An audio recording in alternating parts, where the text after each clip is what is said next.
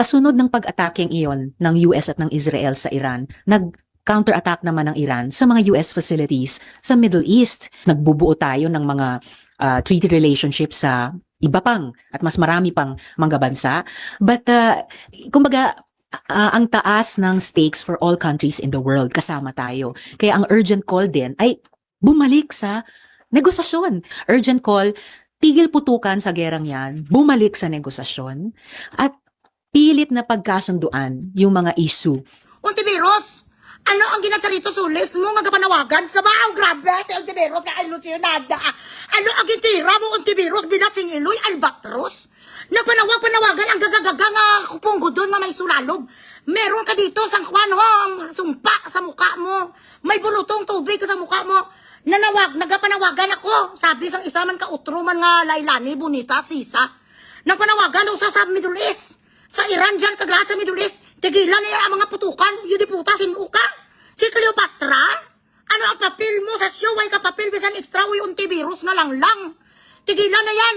Bumalik na kayo sa mga negosyo, ang balsang alput man, huwag kasi kayong nagakime sa inyong mga ginayopiyok. Pag sabo-sabo lang, huwag niyong ginalagyan sa mga store, galagay albatros. Ginalagyan sa mga iyo diputa, agas, dapat isa lang, gagagaga. Nagsigaw-sigaw siya sa kwan, nagsigaw-sigaw ang alput, tigilan ang putukan. Hindi gani nakikinig bilat si Inoy sa United Nations. Makinig sa'yo. Ang Pilipinas, hindi nakikinig sa'yo. Si Bugres nga, hindi nakikinig sa'yo.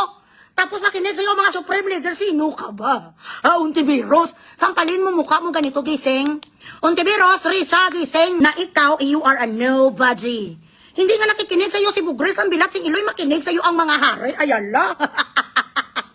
Alam nyo guys, sa totoo lang talaga nung itong mga kainsuka ni kag mga kakampings, puro ni sila lahat mga adiktos.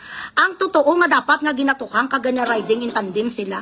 Kasi tingnan mo naman no, kung hindi ba naman sa adiktos ang bilat sing Iloy ma-shout out sa nagpanawagan sa kanong tigilan ang mga putok. Tigilan ang mga putok sa mga angsodon dyan sa Senado. Ang mga hindi ka paligo nga bilat sing Iloy nga mga angsodon kag sa mga kongres. Yun ang hanapin mo. Kag palihog, Ontiveros, hanapin kag i-shoutouton mo rin. Ang presidente natin, oy, Kugeng, BBM, bilat si Iloy, nasaan na ang mga mali-malita, nga mga datis, ngaging matit mo sa Filipino people. Bakit hindi gagasigaw ng ganun? Nakikialam ba lang ang Pilipinas sa Middle East na wala naman sila role? Anong pakialam nyo sa Middle East, bilat si Iloy, wala tayo gas. Wala tayo crudo, wala tayo gas. Anong papel nyo dito? Ang meron lang ang Pilipinas, mga magnanakaw. Dapat kung may mga lugar nga mga ang kanilang problema nga mga korupsyon, doon kayo mag-join.